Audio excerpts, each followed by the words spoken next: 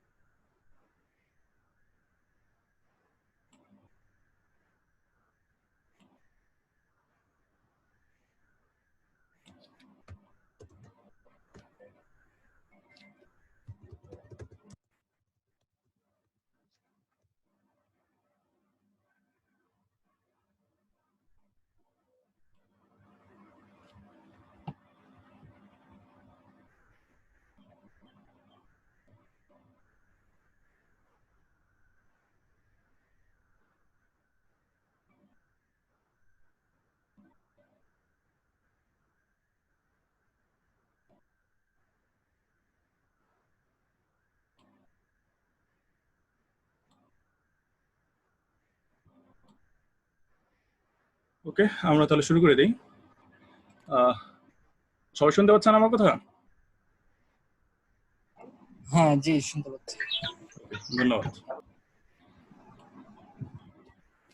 তাহলে আমরা ছিলাম যে আমরা আপ ফাইলের যে ডাটা ফ্রেমটা আছে, এই ফ্রেমের কলামগুলোকে রিঅর্ডার করব।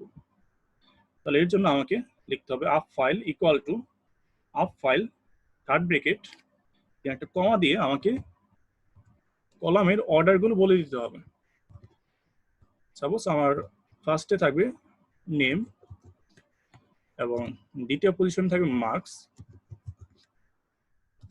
তৃতীয় পজিশনে থাকবে সাপোজ রোল, চতুর্থ পজিশনে ব্লাড গ্রুপ, এবং পঞ্চম পজিশনে অ্যাড্রেস।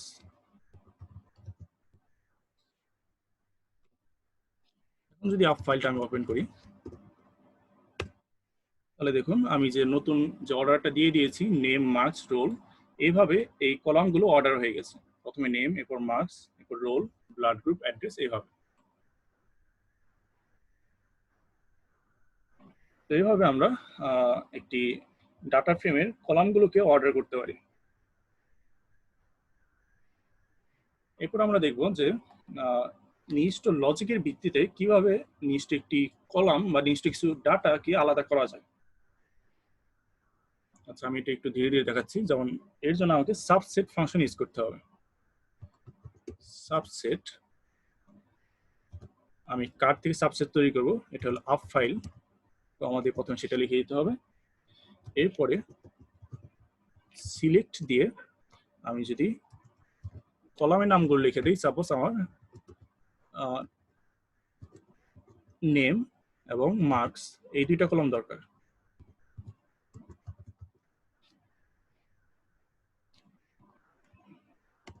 তাহলে দেখুন সে এই আপ ফাইল থেকে জাস্ট নেম এবং মার্কস এই দুইটা কলামকে সে শো করবে। এইভাবে আমি নির্দিষ্ট কলামগুলোকে আলাদা করে আমি একটি ডাটা ফাইল তৈরি করতে পারি। এটা কিন্তু আপ ফাইল আপডেট হয় নাই, কারণ আমি এটা কোনো ফাইলের মধ্যে সাবসেটে জমা রাখি নাই। আমি যদি অন্য কোনো ফাইলে জমা রাখতে চাই, তাহলে সাবসেটের আগে লিখে দিতে হবে কোন ফাইলে জমা রাখবো। সাপোজ এটা ডি ফাইল 2 এর মধ্যে জমা রাখতে চাই, তাহলে ওই সাবসেটটা ডি ফাইল 2 তে জমা হবে। তো এইভাবে আমি একটি ডাটা ফ্রেম থেকে নির্দিষ্ট কলামকে আলাদা, নির্দিষ্ট কিছু ডাটাকে আমি আলাদা করে নিয়ে আসতে পারি। এরপরে আমি এখন অন্য কাজ করব। সাপোজ আপ ফাইলে যে ডাটাগুলো আছে, এই ডাটাগুলোকে নির্দিষ্ট কন্ডিশনের ভিত্তিতে আমি সিলেক্ট করব। মানে হলো সাপোজ আমার এখান থেকে যাদের মার্কস 400 এর উপরে, বা আমি হ্যাঁ ধরেন 400 বা তার উপরে যাদের মার্কস, তাদের নাম এবং রোল নাম্বার জানতে চাই। তাহলে এর জন্য আমি কমান্ডটা এইভাবে টাইপ করব, সাবসেট, ব্র্যাকেটে বলে দিতে হবে কোন ফাইল থেকে সাবসেট তৈরি করব। আমি আপ ফাইল থেকে তৈরি করব, কমা দিয়ে সিলেক্টে বলে দিতে হবে আমি কোন কোন রো চাই। আমি শুধু নেম এবং রোল চাই। এরপরে আরেকবার কমা দিয়ে আমাকে বলে দিতে হবে কোন কন্ডিশনের ভিত্তিতে আমি নেম এবং রোলগুলোকে আলাদা করব। তো এখানে আবার সাবসেট ইকুয়াল টু ব্র্যাকেটের ভিতরে আমাকে কন্ডিশনটা বলে দিতে হবে। সাপোজ আমি চাচ্ছি যে যাদের মার্কস 400 এর সমান বা তার উপরে, তাহলে এই কমান্ডটা আমি আরেকবার রিপিট করতেছি। সাবসেট, এই কমান্ডের প্রথমে লিখে দিতে হবে কোন ডাটা ফাইল থেকে আমি সাবসেট তৈরি করব। ওর সিলেক্টের মধ্যে বলে দিতে হবে কোন কোন কলাম আমি চাই সেগুলো, এবং সাবসেটের মধ্যে কন্ডিশন বলে দিতে হবে কোন কন্ডিশনের ভিত্তিতে এই কলামের ডাটাগুলোকে আলাদা করা হবে। তাহলে দেখুন যে এখানে 400 সমান বা তার বেশি এই মার্ক ছিল করিম নামে ব্যক্তিটির, এবং 500 মার্ক ছিল তালুকদার নামে ব্যক্তিটির। এই কারণে তাদের নেম এবং রোলগুলো সে প্রিন্ট করে দেখাচ্ছে। এভাবে নির্দিষ্ট কন্ডিশনের ভিত্তিতে আমি ডাটা সেট আলাদা করতে পারি। আমি আরেকটা এক্সাম্পল দিয়ে দেখাচ্ছি। সাপোজ আমাকে আরেকটা আলাদা করে আমি অন্য একটা ফাইলে রাখবো। সাপোজ ডি ফাইল 3 তে আমি কিছু ডাটা রাখবো, এবং এই ডাটাটা হবে হলো একটি সাবসেট, এবং এই সাবসেট তৈরি করা হবে আপ ফাইল থেকে। এবং এখানে আমি সিলেক্টে বলে দেব কোন কোন রো কলাম আমি চাই। আমি সাপোজ এখানে নেম এবং ব্লাড গ্রুপ, এই দুটি কলাম আমি চাই। এবং আমার কন্ডিশন হলো যাদের অ্যাড্রেস ঢাকার মধ্যে আছে আমি তাদেরটা চাই। তাহলে সিলেক্টের ভিতরে বলে দিতে হবে, সরি সাবসেটের মধ্যে বলে দিতে হবে অ্যাড্রেস ইকুয়াল ইকুয়াল ঢাকা। মানে হলো যাদের অ্যাড্রেস ঢাকার সমান তাদের নাম এবং ব্লাড গ্রুপগুলো আলাদা হবে। আমি যখন ডি ফাইল 3 ওপেন করি, তাহলে দেখুন ঢাকার মধ্যে ছিল রহিম এবং আরিফ, তাদের নাম এবং ব্লাড গ্রুপগুলো সেইখানে প্রিন্ট করে দেখাচ্ছে। তো এইভাবে নির্দিষ্ট কন্ডিশনের ভিত্তিতে আমি ডাটা ফাইল থেকে ডাটাগুলোকে আলাদা করতে পারি। ওকে, তাহলে এই কন্ডিশন নিয়ে কারো কোনো প্রশ্ন আছে ডাটা ফাইলের ডাটা আলাদা করা নিয়ে?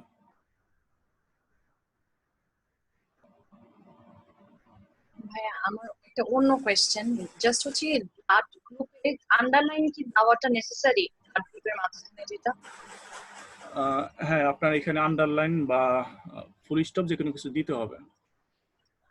মানে হলো একটা দুইটা থাকলে না, এখানে স্পেসটা রাখা যায় না।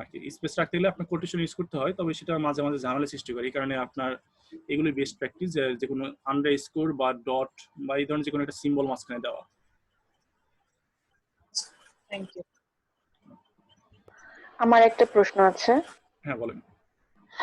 এই যে আমরা হচ্ছে এখন আপনি একটা দেখাচ্ছেন, বা আমরা যখন অন্য কোনো ডাটা সেট নিয়ে কাজ করব সেটার প্রয়োজনে হয়তো এরকম ভিন্নভাবে কন্ডিশনিং করতে হবে।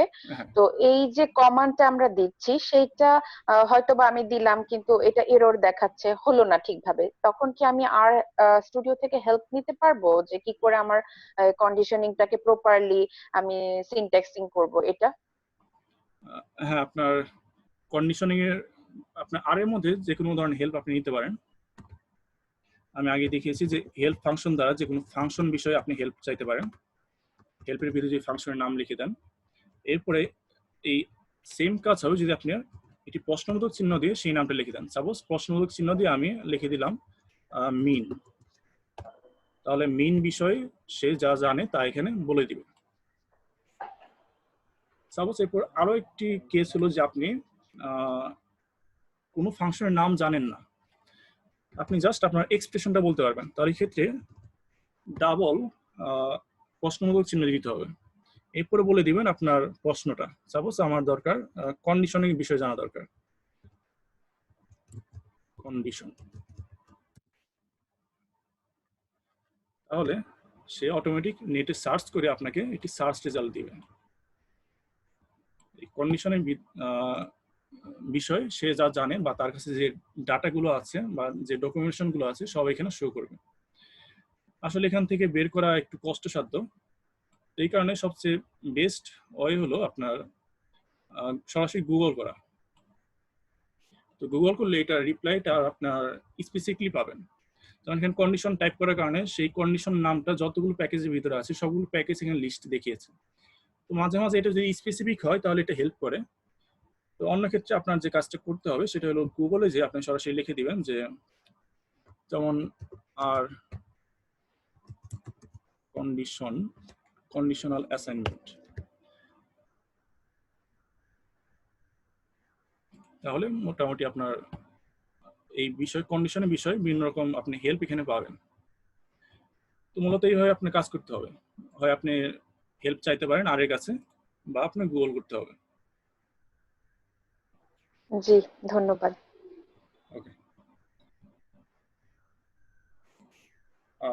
ডাটা ফ্রেম নিয়ে আরো কারো কোন প্রশ্ন আছে এই ধরনের কন্ডিশনিং নিয়ে?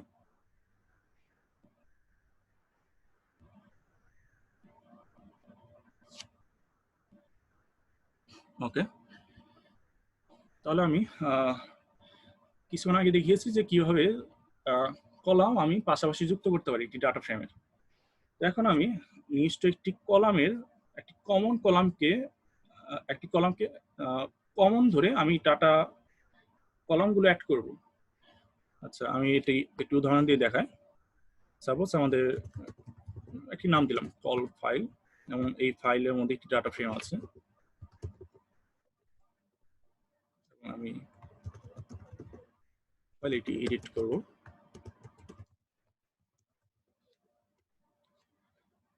এবং এখানে আমি আপ ফাইলে ধরলাম আমি নেম এবং এইচ, এবং এই নামগুলো হলো এখানে যে নামগুলো আছে সেই নামগুলোই আমি দিব। রহিম, সিকোয়েন্স উল্টা পাল্টা হলে সমস্যা নেই, আমি এরপর দিলাম আরিফ, এরপরে করিম,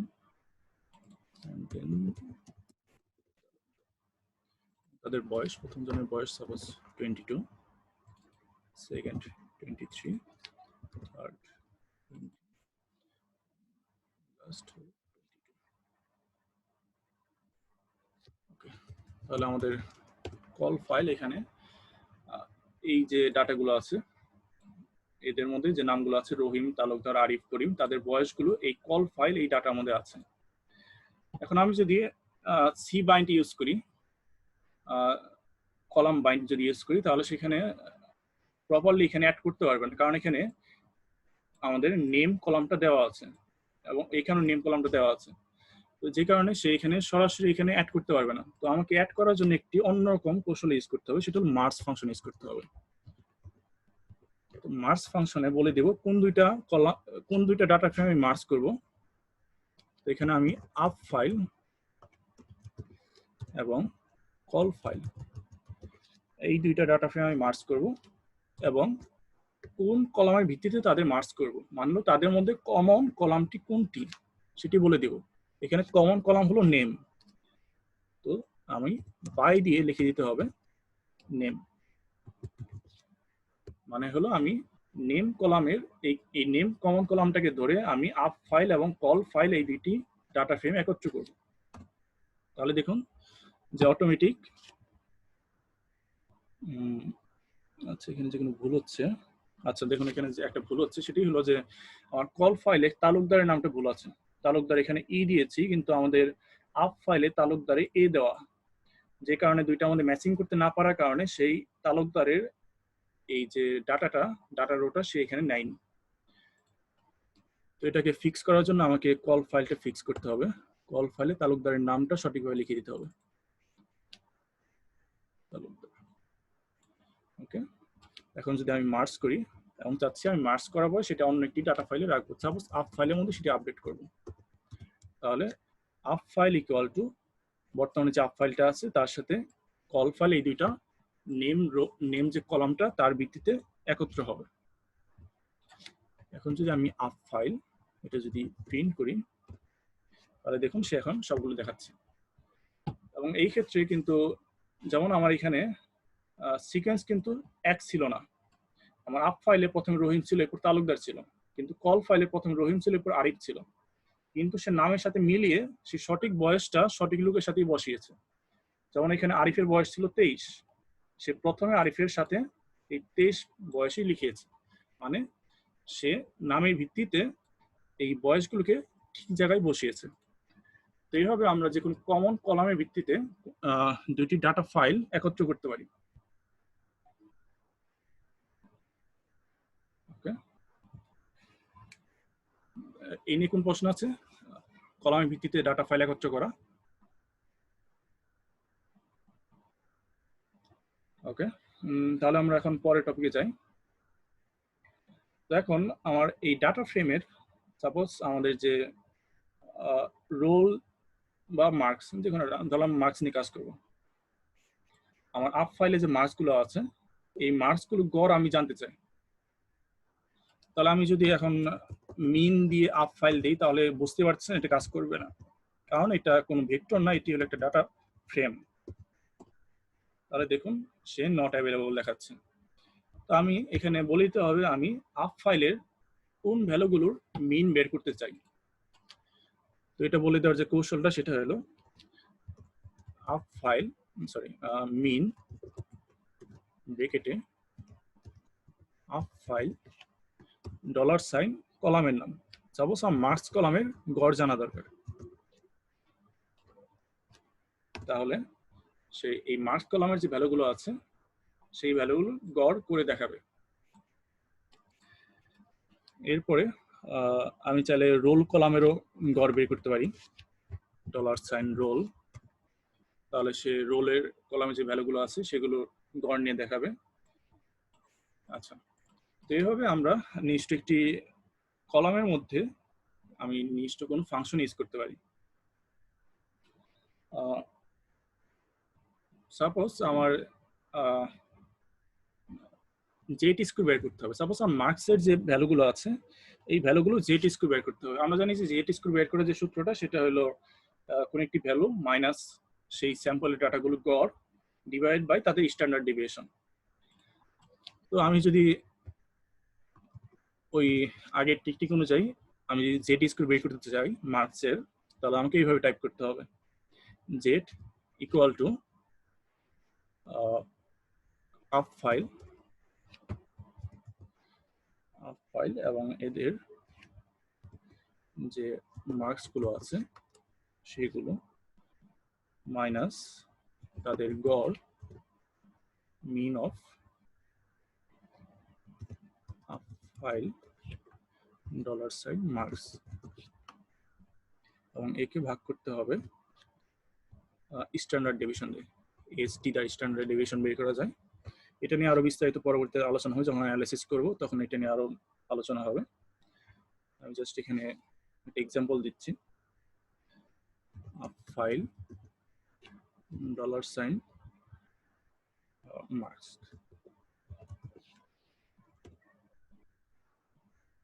তাহলে যেটার মধ্যে এই মার্কসের 350 জেট স্কোর হলো -0.439, এইভাবে প্রতিটা ডাটার জেট স্কোর সে প্রিন্ট করে দেখালো। কিন্তু এখন এই কাজটা করার জন্য কিন্তু আমাকে বিশাল একটি টাইপ করতে হলো। আমাকে বারবার up file dollar sign marks, বারবার up file dollar sign marks, এভাবে বারবার কিন্তু আমাকে আপ ফাইলটা টাইপ করতে হলো। কিন্তু এই কাজটা আরো সহজে করা যায়। তো এই কাজটা করার জন্য আমাকে যে ফাংশনে যেভাবে লিখতে হবে সেটা হলো jet equal to with function use করতে হবে। উইথ ফাংশনে প্রথমে বলে দিতে হবে কোন ডাটা ফাইল নিয়ে আমি কাজ করব। আমি এখানে আপ ফাইল, এই ডাটা ফাইল নিয়ে কাজ করতেছি। আমি এটা অন্য জমা রাখি, ধরেন জেট 1 এ জমা রাখি। কমা দিয়ে বলে দিতে হবে এই আপ ফাইলের মধ্যে কোন ফাংশনটা এখানে ইউজ করা হবে। আমি চাচ্ছি জেট স্কোর বের করবো। তো জেট স্কোর বের করার জন্য আমাকে মার্কসের ভ্যালু মাইনাস তাদের গড়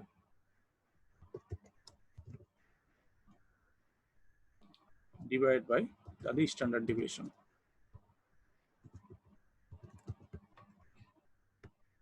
তাহলে দেখুন এখন কিন্তু আমার কমান্ডগুলো অনেক ছোট হয়ে আসলো। এই উইথ ফাংশন ইউজ করার কারণে আমাকে বারবার এই কলাম নির্দিষ্ট করার জন্য মার্কসের আগে আপ ফাইল লিখে দেওয়ার দরকার হলো না। এখন যদি আমি জেট1 প্রিন্ট করি তাহলে দেখুন সেই সেম ভ্যালুগুলোই দেখাচ্ছে।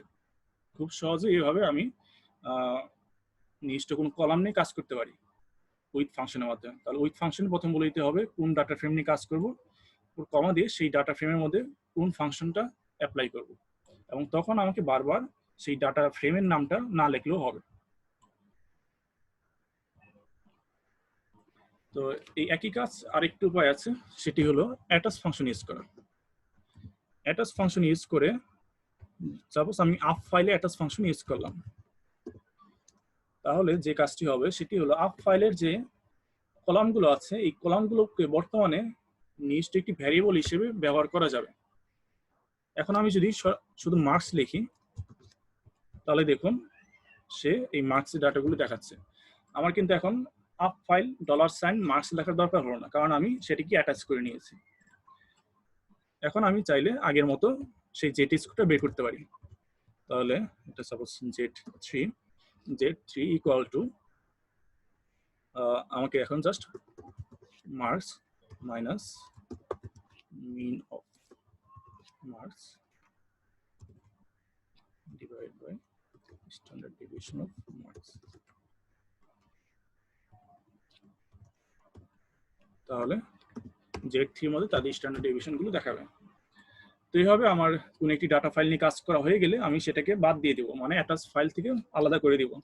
এর জন্য ডিটাচ, অ্যাটাচের বিপরীত ডিটাচ। ডিটাচের ভিতরে কোনো আর্গুমেন্ট দেওয়ার দরকার নেই, জাস্ট ডিটাচ লিখে দিলেই সে আপ ফাইলটা আলাদা করে দিবে। এখন যদি আমি মার্কস টাইপ করি তাহলে দেখুন সেই এরর দেখাচ্ছে, এরর মার্কস নট ফাউন্ড, কিন্তু আগে কিন্তু দেখাচ্ছিল কারণ আমি তখন অ্যাটাচ করে নিয়েছিলাম। তো এইভাবে আমরা ডাটা ফ্রেমের নির্দিষ্ট কলাম নিয়ে আমি কাজ করতে পারি।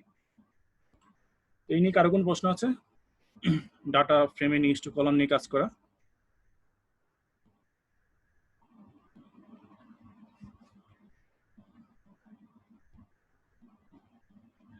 ওকে, তাহলে আজকের ক্লাসে মূলত এই পর্যন্তই টপিক ছিল। আজকের ক্লাসে ওভারঅল কারো কোনো প্রশ্ন আছে বিভিন্ন ডাটা ফ্রেমের বা ডাটা টাইপের ফাংশনালিটি নিয়ে? আচ্ছা, আমি একটা জিনিস জানতে চাচ্ছি, আমরা যদি একদম ডাটা এন্ট্রি দেওয়ার জন্য করি তাহলে অন্য কোথাও যেমন এক্সেলে এন্ট্রি দিয়ে এখানে ইম্পোর্ট করে কাজ করলে সহজ, নাকি আর এই সরাসরি ডাটা এন্ট্রি দিলে সেটা কাজ করতে পরে সুবিধা হয়? এক্ষেত্রে এক্সেল ইনপুট দেওয়াটাই সহজ, কারণ আর এর মধ্যে অনেকগুলো ফাংশনালিটি নেই। কারণ এখানে যে ডাটা এডিটরটা আছে সেখানে আপনার কোনো ভ্যালু ধরেন ভুলে একটা ইনপুট দিয়ে ফেললেন, সেটাকে আপনি ব্যাক আনডু করতে পারবেন না, যেটা এক্সেলে এখানে সুযোগ আছে। এই ধরনের বেশ কয়েকটা সুযোগ এখানে এক্সেল আর এর মধ্যে নেই। এই কারণে সবচেয়ে বেটার হলো অন্য কোনো ফাইলে সেটি ডাটাগুলো ইনপুট করা, এরপর সেটাকে এখানে আর এর মধ্যে নিয়ে আসা। সেটা আমরা এসপিএসএস থেকেও নিয়ে আসতে পারি। এসপিএস থেকে নিয়ে আসতে পারেন। এক্ষেত্রে জাস্ট ইনপুট ডাটা সেটে এখানে দেখুন অপশন আছে, from SPSS, from SAS, from Stata, যে কোনো ধরনের থেকে আনতে পারবেন আপনারা।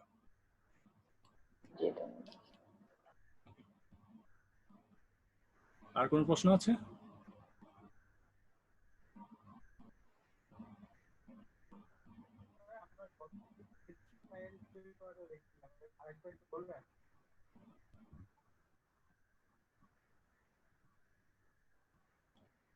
ওকে, তাহলে আশা করি কারো কোনো প্রশ্ন নেই। যদি এরপরে প্র্যাকটিস করতে যে কোনো ধরনের সমস্যার সম্মুখীন হন বা কোনো প্রশ্ন যদি জাগে তাহলে সেটা অবশ্যই ক্লাসরুমে পোস্ট করবেন।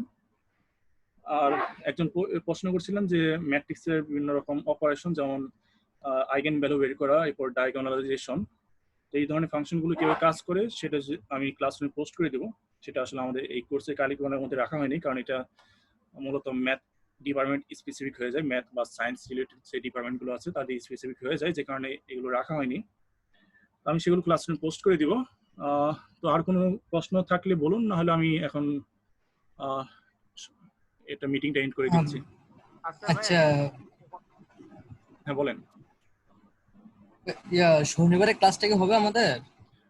আচ্ছা, আমাদের ঈদ যেন কত তারিখে এবার? ঈদ যদি 29-এ যায় তাহলে মেবি রবিবারে, আর 30-এ গেলে সোমবারে। আচ্ছা, না তাহলে আমরা ক্লাসটা হবে না, তাহলে ঈদের পরে 2-3 দিন পর থেকে আবার ক্লাস নেওয়া শুরু হবে। আচ্ছা, মেলে তো সব জানিয়ে দিবেন তাই না? এটা আমি ক্লাসরুমে পোস্ট দিয়ে দেবো, যে নোটিশটা হয় আমি পোস্ট করে দেবো। আচ্ছা ভাইয়া, সিএসভি ফাইলটা কেমনে ক্রিয়েট করব এটা বলবেন? আসলে ভুলে গেছিলাম। CSV file? জি জি, সিএসভি ফাইলটা কেমনে? আচ্ছা, তো সিএসভি ফাইল তৈরি করার জন্য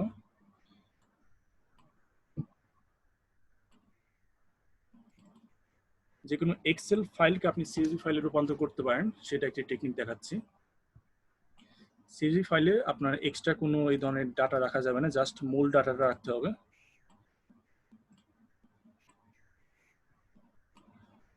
ধরেন এক্সেলে এই ধরনের ডাটা আছে, এই ডাটাকে আপনি যদি সিএসভি ফাইলে নিতে চান তাহলে file, save as, location set করে দিবেন। সেই লোকেশনে যে আপনার এখানে সেভ অ্যাজ টাইপ, এখানে ক্লিক করলে এখানে সিএসভি অপশনটা দেখাবে। এই দেখুন সিএসভি। তো এই সিএসভি ফাইল সিলেক্ট করার পর এখানে আপনার ফাইলের নাম দিয়ে দিবেন।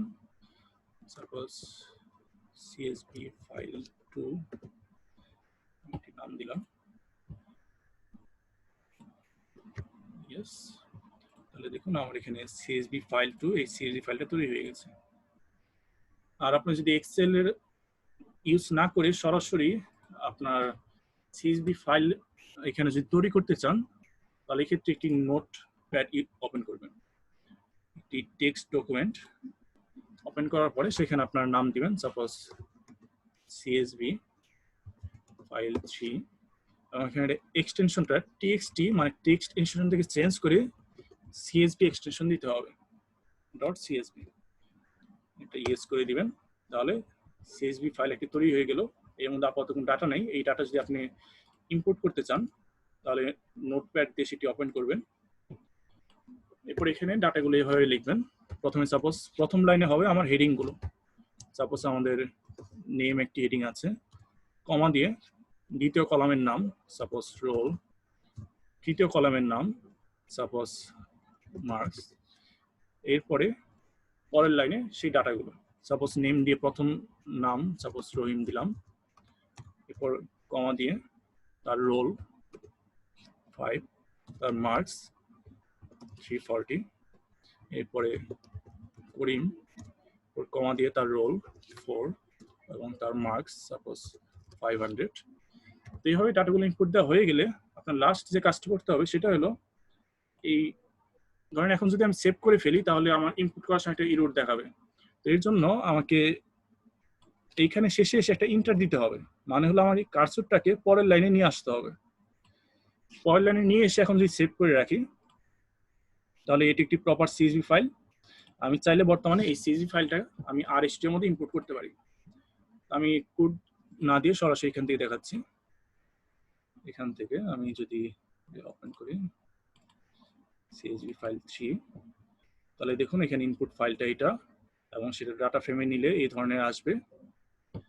আপনি এখানে বিভিন্ন রকম প্রপার্টি আছে, চেঞ্জ করতে পারেন। আপনি এখানে নাম চেঞ্জ করে দিতে পারেন, সাপোজ এখানে আমাদের ফাইল 2 এর নাম, এটা যদি ইম্পোর্ট দেই তাহলে ফাইল 2 নামে এটা ইম্পোর্ট হয়ে যাবে। যদি এখানে অলরেডি দেখাচ্ছে, আমি যদি এখানে ফাইল 2 প্রিন্ট করি তাহলে দেখুন আমার ওই সিএসভি ফাইলের ডাটাগুলো এখানে চলে আসছে। ওকে, বুঝতে পারছেন তাহলে আপনার প্রশ্ন? সিএসভি ফাইল নিয়ে যে প্রশ্ন করছিলেন তার বুঝতে পেরেছেন?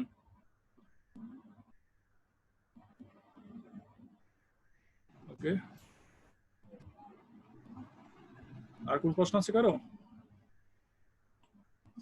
ভাই আপাতত নাই, পরে প্র্যাকটিস করলে যদি প্রবলেম প্র্যাকটিস করলে যে প্রবলেম হয় সেটা অবশ্যই ক্লাসরুমে পোস্ট করবেন। ওকে ওকে, তাহলে আজকে ক্লাস এই পর্যন্তই। সকলকে ধন্যবাদ। তাহলে নেক্সট ক্লাস হয়তো বা হবে না, আমরা নোটিশ জানিয়ে দেবো কবে থেকে আবার নতুন ক্লাস শুরু হবে। আচ্ছা, তাহলে সকলকে ধন্যবাদ। ওকে, আল্লাহ হাফেজ। আল্লাহ হাফেজ।